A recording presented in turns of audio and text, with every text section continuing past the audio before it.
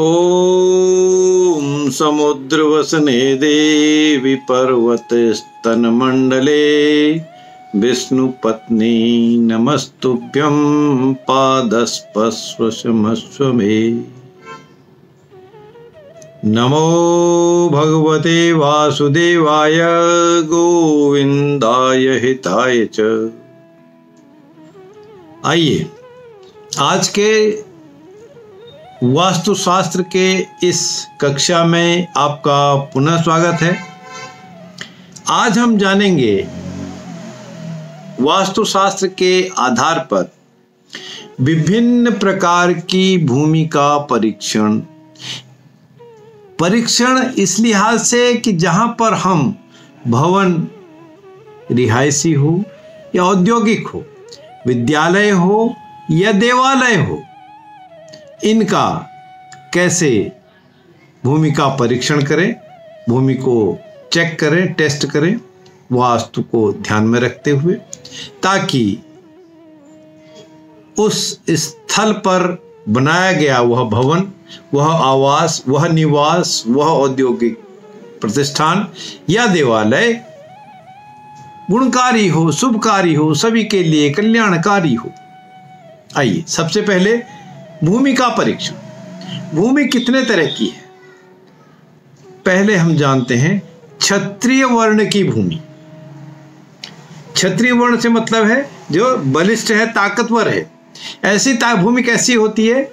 ऐसी वर्ण लाल लालिमा लिए हुए या लाल रंग की होती है क्षत्रिय भूमि।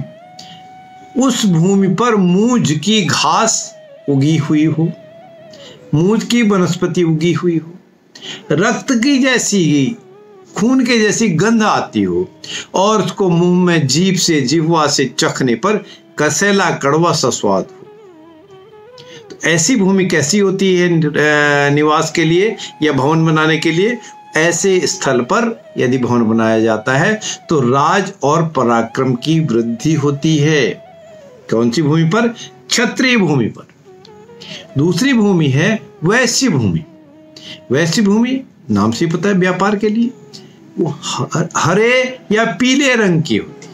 मिट्टी हरे या पीले रंग की होती है, उस पर कुसा की घास हो। क्षत्रिय में मूंज की घास थी, इसमें कुसा की घास। कुसा सभी वनस्पतियों में श्रेष्ठ मानी जाती है, शुद्ध मानी जाती है, और उसको सूंघने पर, उस मृदा को, उस मिट्टी को सूंघने पर शहद या अन्न की जैसी सुगंध गंध आती है।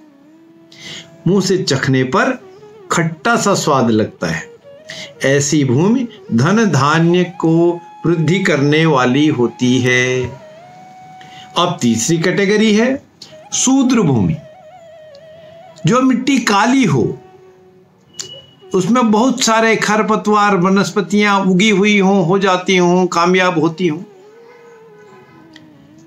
मदिरा की जैसी गंध आती हो, स्वाद भी कड़वा हो, ऐसी भूमि खेती करने के लिए बहुत अच्छी, उपयुक्त होती है। लेकिन ऐसी भूमि पर निवास बनाना या प्रतिष्ठान बनाना शुभ नहीं होता, अशुभता देता है। अर्थात ऐसी भूमि किसी भी भवन निर्माण के लिए त्याज्य होती है। फिर है गज पृष्ठा। गज कैसा? हाथी। हाथी के पीठ की तरह, कुंभ की तरह। अब कैसी होगी वो? दक्षिण में, दक्षिण दिशा में, पश्चिम दिशा में, नैऋत्य कोण में, वायव्य कोण में ऊंची हो, ईशान कोण में पूर्व की तरफ को नीची हो। ऐसी भूमि अगर आपको मिलती है तो धन धान्य कारक है, धन धान्य की वृद्धि करती है, स्वास्थ्य को अच्छा रखती है और आयु की भी वृद्धि करने वाली होती है।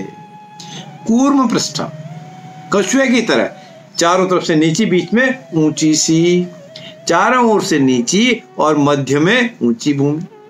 ऐसी भूमि यदि भवन बनाने के लिए यूज की जाए, प्रयोग की जाए तो उत्साह कारक है, उत्साहवर्धक है और ये सुख धन धान्य संपदा की वृद्धि करने वाली होती है। फिर अगली हमारे पास इसी क्रम में दैत्य पृष्ठा।